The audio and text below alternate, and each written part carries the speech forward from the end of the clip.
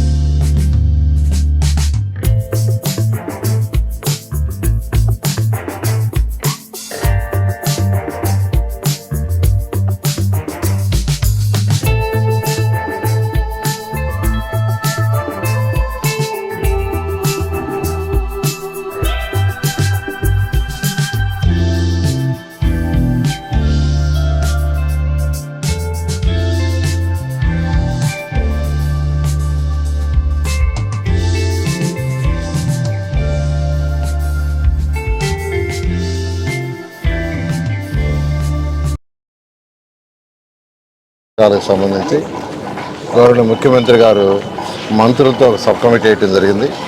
ఆ sub committee అనేక దఫాలు అటు పంచాయతీరాజ్ శాఖ, మున్సిపల్ శాఖ, ఇరిగేషన్ డిపార్ట్మెంటు, పోలీస్ డిపార్ట్మెంటు, అదేవిధంగా ఎండోమెంట్స్ డిపార్ట్మెంటు, ఇట్లా అన్ని శాఖలని R&B అన్ని శాఖలతో సమన్వయంతో కమిటీ ఈరోజు గౌరవ ముఖ్యమంత్రి గారు కూడా 3-4 సార్లు దీని మీద రివ్యూ తీసుకోవడం జరిగింది. అయితే ఈరోజు గత 2014-19లో ఎంతో ఘనంగా యాక్చువల్గా ఈ పుష్కరాలను చేసాము. అయితే అప్పుడు టైం కేవలం 4 నెలల ముందే వర్క్ స్టార్ట్ చేసాం, కేవలం 4 months ముందు. అయితే ఈసారి దీనికి 1 year కంటే ముందే దీని మీద ఒక ప్లాన్ స్టార్ట్ అయింది. ఆల్రెడీ స్టార్ట్ చేశారు. ఎన్విరాన్మెంట్స్ వాళ్ళు అయితే ఆల్మోస్ట్ టెంపుల్స్ అన్నింటినీ వర్క్ స్టార్ట్ చేశారు.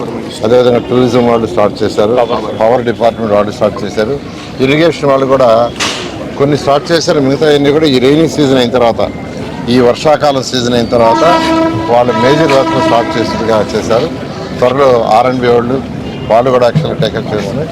ఈ నేపథ్యంలో మున్సిపల్ శాఖలో గత వారం ఇక్కడికి రావటం జరిగింది. ఇక్కడ ఉన్న ప్రజాప్రతినిధులతో, మంత్రులతో వాళ్ళందరితో డిస్కస్ చేశాను. వారి రిక్వైర్మెంట్ అన్ని డిస్కస్ చేశాను. గౌరవ ముఖ్యమంత్రి గారు చెప్పడం జరిగింది 580 కోట్లు ఈరోజు విజయవాడ మున్సిపల్ కార్పొరేషన్లో పుష్కరాలకు సంబంధించి ఏదైతే వర్క్స్, రోడ్లు వైడింగ్ కానీ, రోడ్లు కానీ, వాటర్ కానీ, ఒకసారి రాజమండ్రి మున్సిపల్ కార్పొరేషన్కి ఆ యొక్క సివరేజ్ కానీ, స్ట్రాంగ్ వాటర్ కానీ, డ్రింకింగ్ వాటర్ కానీ, శానిటేషన్ కానీ ఇవన్నీ చేయడం కోసం యాక్చువల్గా ఒక 580 కోట్లు గౌరవ ముఖ్యమంత్రి గారు శాంక్షన్ చేయడం జరిగింది. ఆల్రెడీ నేను కమిషనర్ గారికి చెప్పాను, అది కోఆర్డినేట్ చేసుకుని ఇమీడియట్గా టెండర్లు పిలిచి వర్క్ స్టార్ట్ చేయమని. ఈ నేపథ్యంలో ఈరోజు యాక్చువల్గా ఇక్కడికి రావటం, ప్రజాపంతోనూ అధికారులతో యాక్చువల్గా కోటిలింగం ఘాట్ నుంచి ఘాట్లన్నీ యాక్చువల్ పుష్కర్ ఘాట్ దాకా తిరగటం కొన్ని గమనించాము.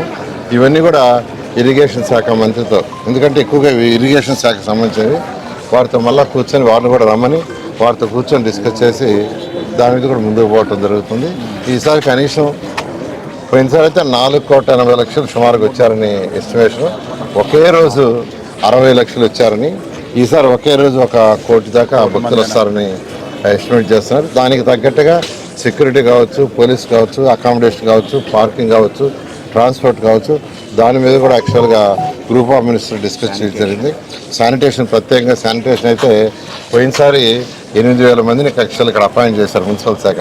ఈసారి 15,000 కావాలని, ఆల్రెడీ 15,000 మంది కావాల్సి వస్తుందని శానిటేషన్ సంబంధించి చెప్పడం జరిగింది. పోలీసు 30,000.